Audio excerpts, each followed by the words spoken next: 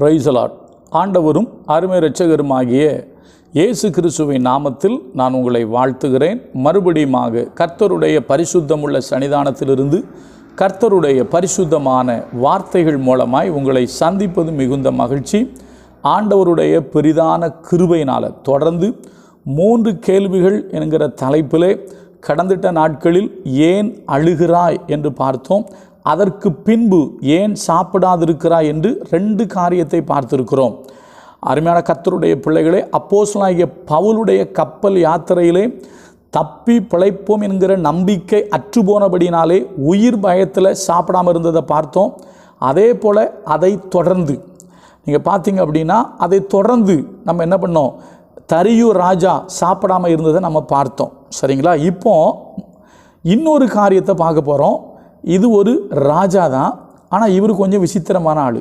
யார் அப்படின்னு கேட்டிங்கன்னா ஆகாப் ராஜா.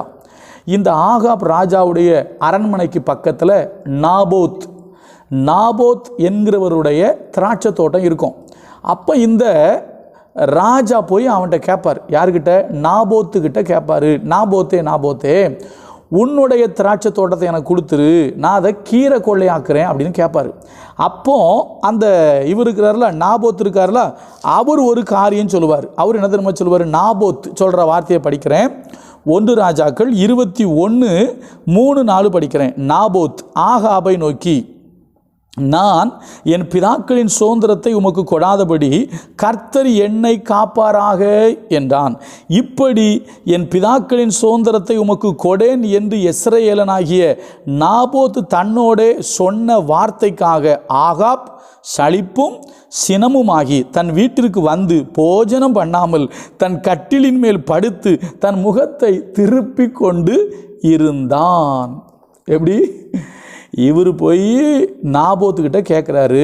அவர் சொல்கிறாரு, என் பிதாக்களின் சுதந்திரத்தை நான் கொடாதபடிக்கு கர்த்தர் என்னை காப்பாராகன்னு சொல்கிறார். ஏன்னா அவருடைய பிதாக்களுக்கு கர்த்தர் வாக்குத்தத்தம் பண்ணி யோசுவா மூலமாக சீட்டு போட்டு அவர்களுக்கு கொடுத்த தேசம் தான் கானான் தேசம். சரியா?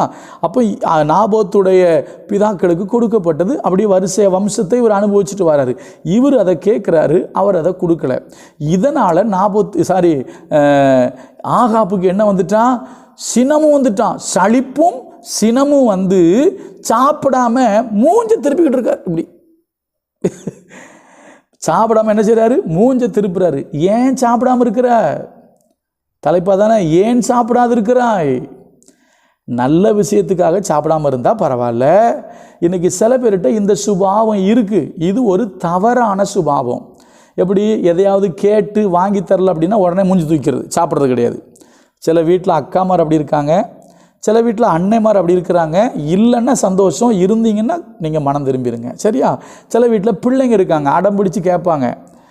சொல்லும்போது ஒரு சம்பவம் ஞாபகம் வருது. சில இடத்துல அடம் பிடிச்சி விலை உயர்ந்த பொருட்களை கேட்டு சாப்பிடாமல் கிடந்து வாங்கி அதனால் பல இன்னல்களை சந்தித்தவங்க நிறைய பேர் இருக்காங்க. சரியா?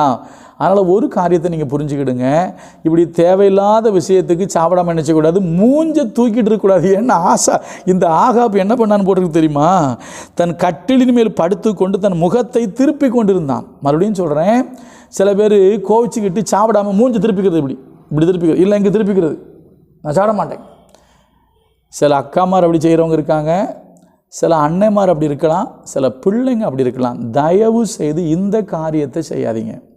ஏன்னா உங்களை குறித்து நீங்கள் தேவனுக்கு கணக்கு கொடுக்கணும். ஏன்னா இதையும் கர்த்தர் நியாயத்தில் கொண்டு வந்து நிறுத்துவார். சரியா? அப்போ புரிந்து கொள்ளுங்க, நல்ல விஷயத்துக்காக சாப்பிடாமல் இருந்தால் தப்பு இல்லை. ஆனால் இந்த ஆகாப்பு நாபோத்து தனக்கு நிலம் தரமாண்டேன்னு சொன்னதுக்காக எப்படி சலிப்பும் சினமுமாகி சாப்பிடாமல் இருந்து மூஞ்ச தூக்கிட்டு இருந்தாராம். இந்த மூஞ்ச தூக்கிக்கிட்டு சாப்பிடாமல் இருக்கிற வியாதி உங்ககிட்ட இருந்துச்சுன்னா தயவு செஞ்சு மனம் திரும்பிடுங்க. எங்கள் ஊரில் சொல்லுவாங்க, எவனோ ஒருத்தன் இந்த குளத்துக்கிட்ட சண்டை போட்டுட்டு எப்படியோ போனான்னு சொல்லுவாங்க. நீங்கள் மூஞ்சி தூக்கிட்டு சாப்பிடாமல் கிடந்தீங்கன்னா உங்களுக்கு தான் பிரச்சனை. அதுக்கு இன்னொரு பழமொழி இருக்குது, சொன்னால் கஷ்டமாக இருக்கும். சரியா? அதனால் ஆண்டவருக்கு பயந்து நம்ம வாழ்வோம். நமக்கு என்ன வேணுமோ அதை கர்த்தர் நமக்கு என்ன செய்வார்? தருவார். அதனால் எனக்கு அது இல்லை, எனக்கு இது இல்லைன்னு சொல்லிவிட்டு நீங்கள் கேட்டதெல்லாம் உங்களுக்கு கிடைக்கலன்னு சொல்லிவிட்டு மூஞ்சை தூக்கிக்கிட்டு சாப்பிடாமல் என்ன செய்யாதீங்க, இருக்காதீங்க. தேவ பிள்ளைகள் அப்படி இருந்தால் கண்டிப்பாக கர்த்தர் அதற்கும் என்ன கேட்பார்னா கணக்கு கேட்பார். கர்த்தர் நல்லவர், அவர் கிருபை நம்மேல் என்றும் உள்ளது. God bless you. நாளைக்கு இன்னொரு நல்ல விஷயத்தை சொல்லி நான் நிறைவு செய்கிறேன். Praise the Lord.